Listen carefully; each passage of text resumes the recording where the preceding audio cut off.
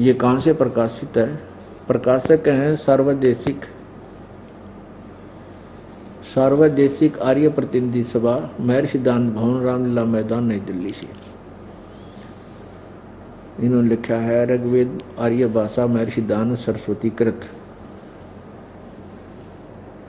मुद्रक है Prince offset printers 1510 Pataudi house Daryaganj नई दिल्ली।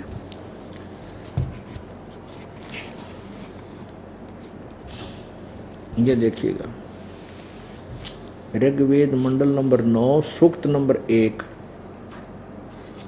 और ये मंत्र नंबर 9। अभी इमम अधन्या उत्सरणंती धेनव शिशुम सोम इंद्राय पातवे। इमम माने उस, सोमम माने सोम स्वभाव वाले श्रद्धालु पुरुष को। इन्हीं के शब्दों में पढ़ते हैं पहले। शिशुम कुमार अवस्था में ही अभी अधन्या सब प्रकार से अहिंसनीय। अभी अधन्या का अर्थ है कंवारी। अधन्या तो बिना दनाई, यानी दूसरे तीसरे भी ना गर्भ रख रहा हो गाय को, उसको अधन्या कह सकते हैं। लेकिन अभी अधन्या का अर्थ है कंवारी, बिल्कुल कभी भी सांड द्वारा परेशान ना की गई, अहिंसनीय। गौवें, इसका अर्थ है कंवारी गौवें तृप्त करती हैं उस शिशु रूप धारण करके जब परमात्मा आते हैं उसको तृप्ति करती है। बस इतना ही हमें काफ़ी है। अब कहने का भाव ये है कि जब वो परमात्मा शिशु रूप धारण करके आते हैं तो भी यही लीला होती है, और जब वैसे भी आते हैं तो भी अपनी उस समर्थता का प्रमाण देते हैं, जिसका चारों वेद गुणगान करते हैं। ये और लेखक अनुवादक है वेदों का, इसका भी देखिए ऋग्वेद भाष्यम।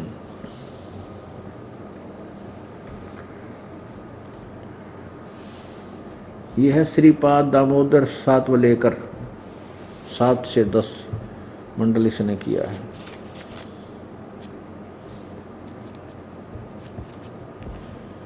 ये कहाँ से छपा है ये देख लो। बस महर्षि दान सरस्वती लिखा है इसके ऊपर। संपादक दान समर्पण। प्रकाशक है विश्व मानव उत्थान परिषद पंजीकृत सामुदायिक केंद्र पूर्वी कैलाश नई दिल्ली से।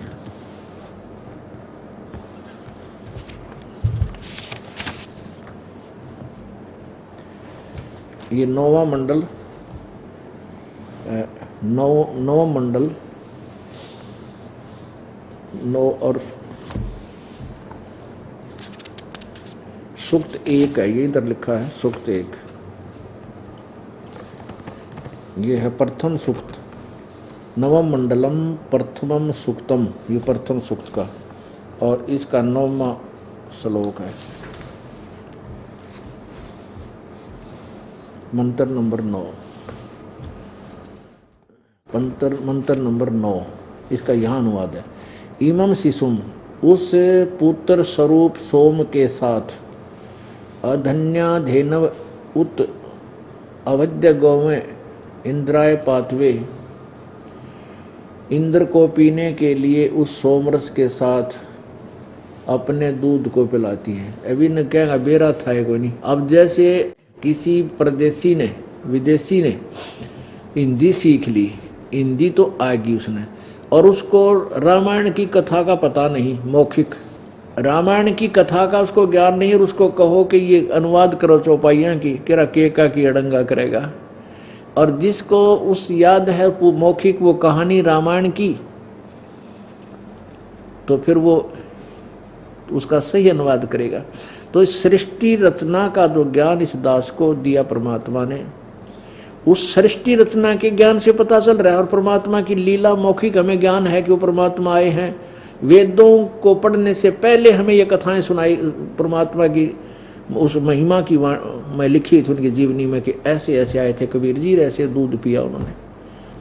अब गरीबदास साहिब जी को परमात्मा अपने सचखंड में लेकर गए, सतलोक में लेकर गए, और वहाँ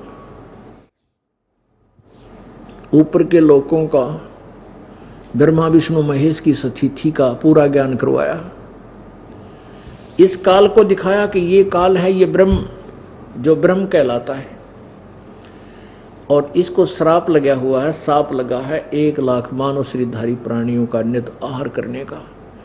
इसके लिए इसने अपने तीनों पुत्र एक एक गुण युक्त कर दिए। अब उनका स्वभाव ऐसा बना दिया, उनके बस की बात नहीं। अब जैसे मिर्च में गुण है, अब मिर्च का के दोष है, उसको कोई मुंह गलाओगा, चाटेगा, खाओगा तो मुंह जलेगा, उससे चरचराहट होगा उससे। ऐसे ही इस काल भगवान ने अपने तीनों पुत्रों को रजगुण ब्रह्मा जी, सतगुण विष्णु जी और तमगुण शिव जी बना रखे। इनके अंदर से निकल रही वो वासना, इनके अंदर से निकल रही वो पावर, शक्ति, वो निर्गुण रूप से, निराकार रूप से सबको प्रभावित कर रही है। रजगुण ब्रह्मा से निकल रही शक्ति के आधार से जीव इतना विवश हो जाता है, संतान उत्पत्ति करता है और यहाँ के राज मतलब ठाठ बाट की संपत्ति का भी इच्छा करता है, ये रजोगुण के आधार से, के प्रभाव से। और सतोगुण के प्रभाव से हम एक दूसरे में जकड़े रहते हैं, प्यार, ममता, मेरा, मोह। ये मोह जो है, ये सतिथि, इसको सतिथि कहते हैं कि ये टेके रहें, पड़े रहें। और तीसरे में से हमारे अंदर जो क्रोध आता है, छोटी सी बात पर न करो, क्यों फाना जार, मार दो, काट लो, नो कर दो। इन तीनों गुणों से जीव को यहाँ संचालित किया हुआ है